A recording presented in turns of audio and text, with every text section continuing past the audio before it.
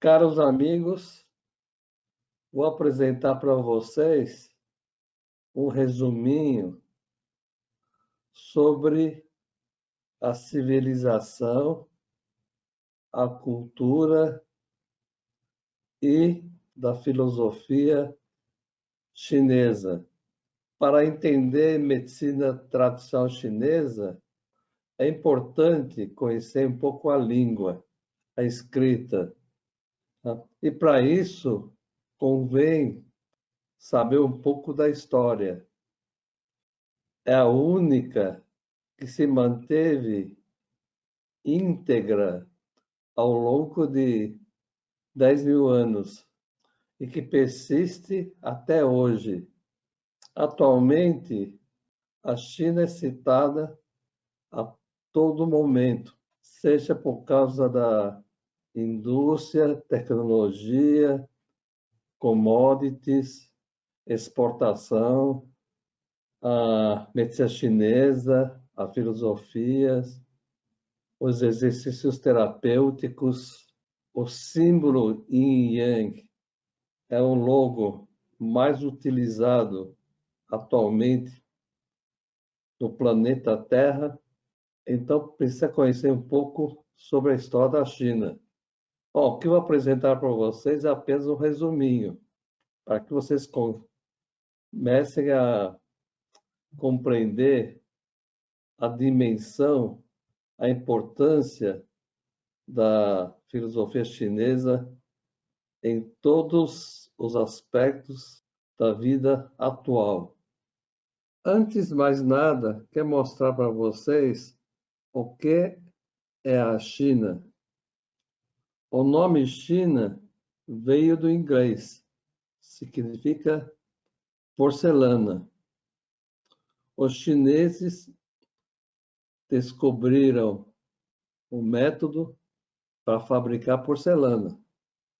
Foi uma das bases do comércio e toda a movimentação ao longo da Rota da Seda. Esse é o mapa atual da China. Vou só marcar alguns pontos para vocês. Xi'an foi a primeira capital, onde estão os soldados terracota. Nanjing, durante séculos, foi capital também de várias dinastias. E nos últimos 1000 anos, capital ficou em Beijing. Então, Nanjing, capital do sul, Beijing, capital do norte. Aqui fica a província de Sichuan, capital Chengdu, e nesse local a maior cidade do mundo, Chongqing. A Grande Muralha começa perto de Beijing e vai subindo e descendo montanhas ao longo de 6.000 quilômetros. Aqui é a famosa cidade de Wuhan, outras cidades importantes, Xangai, Guangzhou, Hong Kong, Macau, Ilha de Taiwan, Ilha de Hainan, Manchúria, aqui Himalaia, Tibete e Xinjiang. A Rota da Seda deve começar por aqui, atravessando Xinjiang, Cazaquistão, Uzbequistão, Afeganistão e aí por diante, até chegar à Europa. Existe a República Popular aqui, existe a República Nacionalista, que o governo comunista da República Popular insiste em chamar de província rebelde, que é o mapa antigo da China, mostrando somente as regiões históricas. Rio Amarelo, Rio Longo, o Yangtze, aqui Xangai, Beijing. Toda a história da China se desenvolveu em torno disto. Todas as civilizações antigas foram constituídas ao longo dos rios, principalmente nas desembocaduras, que quando se fala na China, pessoas só pensam nesse território. Há muitos chineses provenientes desta região de Guangzhou que estão espalhados pelos Estados Unidos, os chineses de Canadá, na região de Vancouver, Toronto. Só como curiosidade, Toronto tem o maior Chinatown do mundo. Austrália, Nova Zelândia, na Europa. Existem os chineses que estão no Sudeste Asiático. Então, Singapura é uma economia chinesa, uns 30% da Malásia, parte de Vietnã. Portanto, quando se fala na economia dos chineses, juntando todas as áreas industriais, financeiras, tecnologia, serviços, é maior do que dos Estados Unidos. Esses territórios de fora foram conquistados ao longo dos séculos. A China foi invadida 2 vezes ao longo dos 12.000 anos. No século 9 ou 10 pelos mongóis de Gengis Khan, ficaram 100 anos, e nos últimos 400 anos pelos manchus, vindo da Manchúria, que fundaram a dinastia Qin. Lembra-se daquele filme O Último Imperador?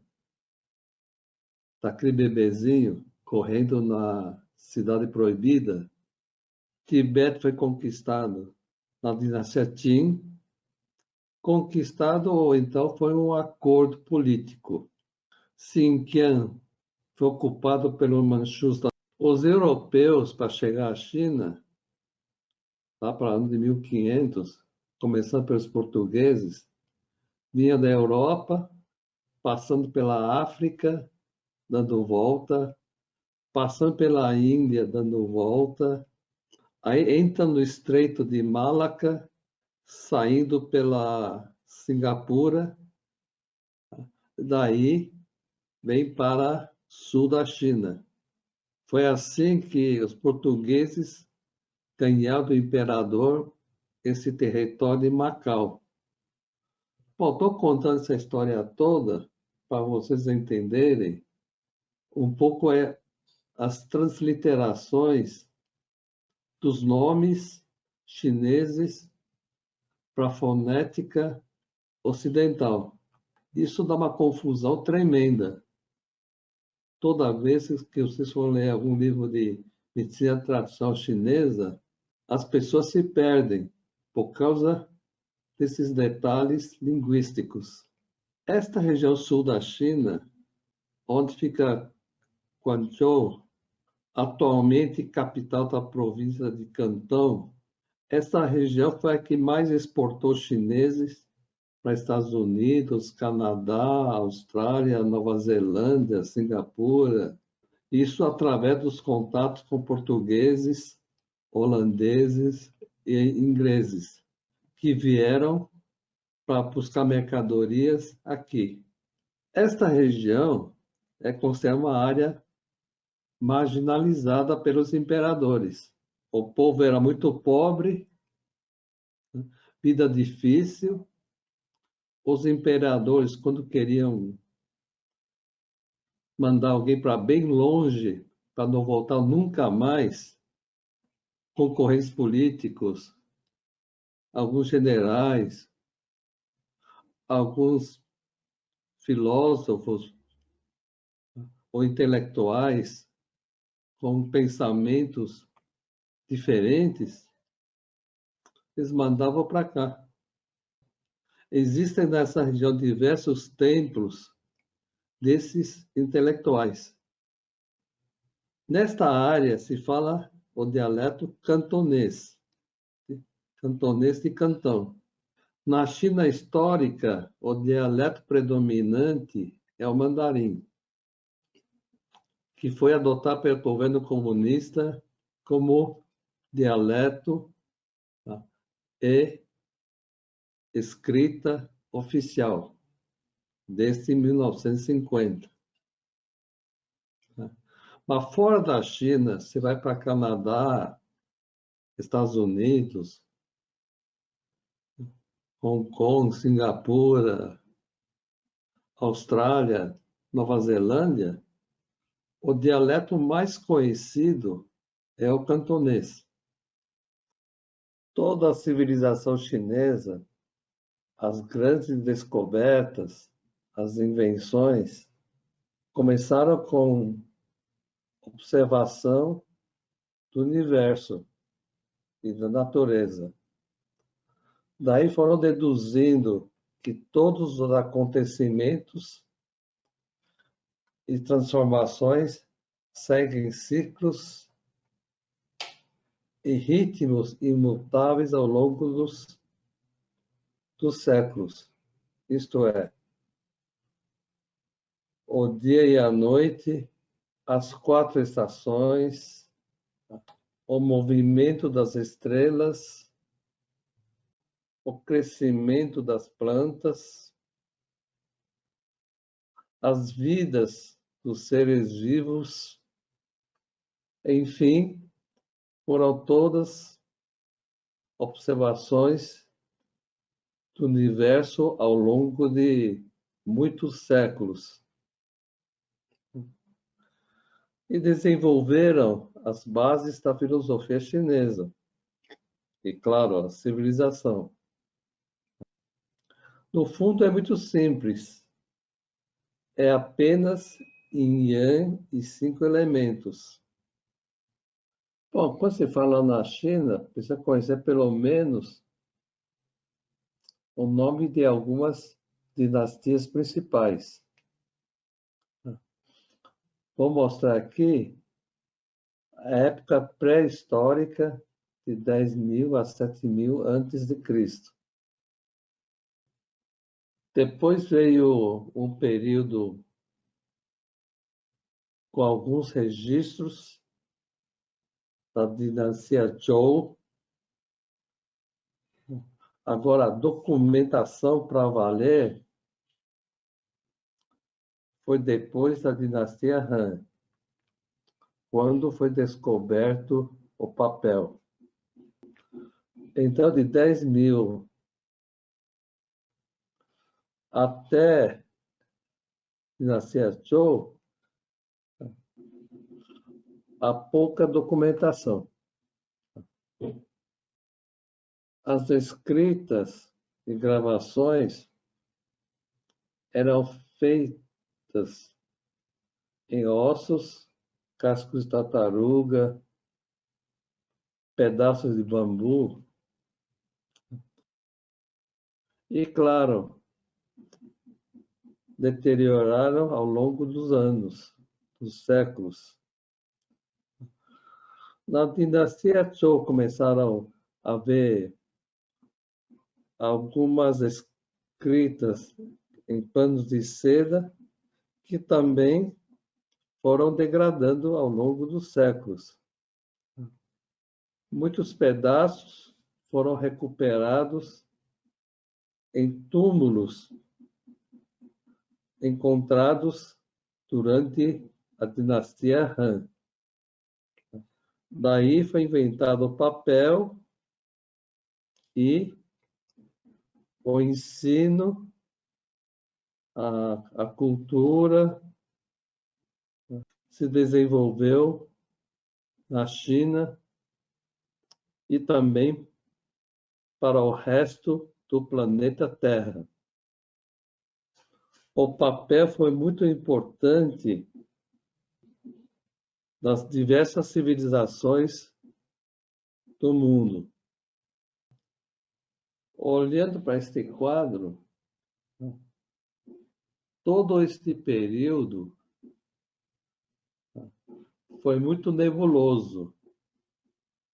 Existem apenas referências, tradições, relatos,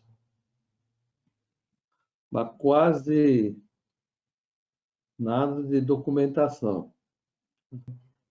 O livro I Ching, que é um dos livros mais antigos da civilização humana, a versão que existe atualmente é da dinastia Zhou. Por isso que os chineses chamam de Zhou Yi, quer dizer, Zhou Yi Qing, livro das mutações da dinastia Zhou. As versões anteriores foram todas perdidas. Dizem que entre 10.000 a 7.000 antes de Cristo era imperador Fuxi, o Daiyu, talvez até imperador Wang, conhecido aqui no Ocidente como Imperador Amarelo. Era um período chamado de 3 Augustos e 5 Imperadores. Quem são eles? Ninguém tem certeza, apenas lendas. Em todo caso, Fuxi foi considerado o primeiro imperador. O Daiyu provavelmente veio depois. Dizem que foi fundador da dinastia Xia, mas os períodos históricos não batem. Se o imperador Daiyu viveu nesta época, como que ele fundou a dinastia Xia? Ou então, todos esses imperadores viveram milhares de anos.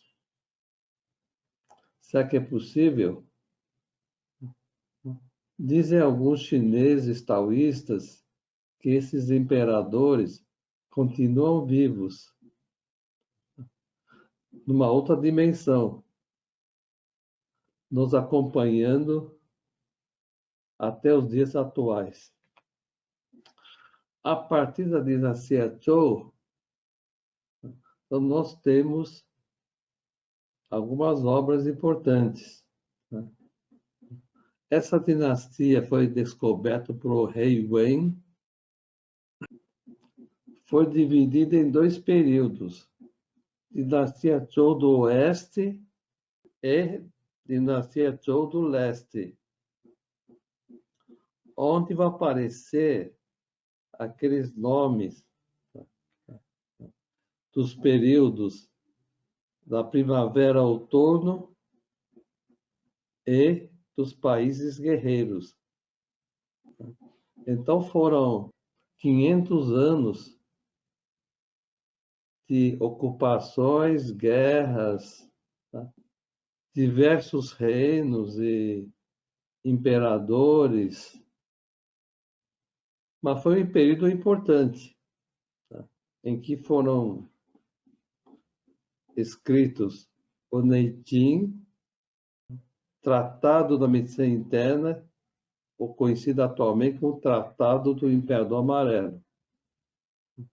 Foi escrito Fuxi Pinfan,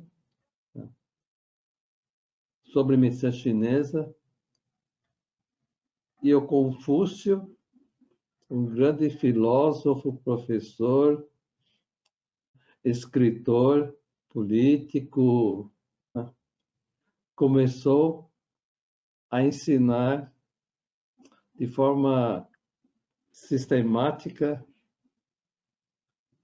a cultura chinesa. Tudo isso aqui estava em pedaços de seda que foram salvas dentro de túmulos e descobertas durante a dinastia Han. Quero lembrar vocês que na dinastia Qin de curta duração, apenas um imperador, ele conseguiu unificar a China, acabar com essa bagunça de muitos países e reinos. Só que era um tirano que mandou queimar tudo. Então, o que nós conseguimos ter atualmente de textos são restos encontrados em túmulos da dinastia Zhou, encontrados na dinastia Han. Aproveitando, vou falar um pouco dos trigramas em medicina tradicional chinesa. Os trigramas é a base da civilização chinesa. Tem uma importância muito grande. Dizem que quem descobriu ou sistematizou foi o imperador Fuxi, 5.500 anos antes de Cristo. Este primeiro imperador também concebeu ou encontrou o mapa do rio He-Tu. Tu quer dizer mapa, He quer dizer rio. Então, mapa do rio Amarelo. Ele também instituiu os 8 trigramas, colocou numa disposição ou painel, chamou de céu anterior, e também foi o imperador que instituiu os hexagramas, que é a base do I Ching. O imperador Taiyu, no ano 2200 a.C., encontrou uma outra figura que ele chamou de Luo Shu, quer dizer, livro do rio Luo. Deve ser afluente do rio Amarelo. Depois o rei Wen, fundador da dinastia Zhou, modificou a posição dos trigramas de Fuxi e fez o painel dos trigramas do céu posterior. E também começou a escrever os versos, isso é, os significados dos hexagramas. O filho dele, Duque de Zhou, começou a escrever, a interpretar cada linha dos hexagramas. Com base nos escritos do rei Wen, Duque de Zhou, é que saiu o Zhou I Ching, quer dizer, I Ching da dinastia Zhou, o que nós estamos usando e traduzindo até hoje. O Confúcio começou a ensinar sobre a cultura chinesa, o universo, a educação, a disciplina, e também escreveu a respeito do I Ching. O famoso livro do Imperador Amarelo, quer dizer, na verdade, o que está escrito é Tratado de Medicina Interna do Imperador Wang, que traduziram como Amarelo. Então, esse Tratado do Imperador Amarelo são textos da dinastia Zhou, do leste, época das guerras de primavera-outono, dos países guerreiros. Foram textos da dinastia Zhou encontrados e compilados na dinastia Han.